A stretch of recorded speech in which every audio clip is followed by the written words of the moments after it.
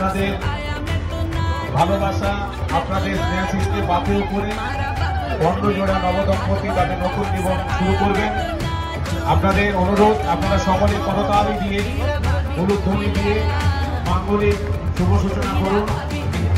অনুষ্ঠানের সাথে সাথে মাঙ্গলিক অনুষ্ঠানেরও সমস্ত রকমের ব্যবস্থা করা হয়ে থাকে।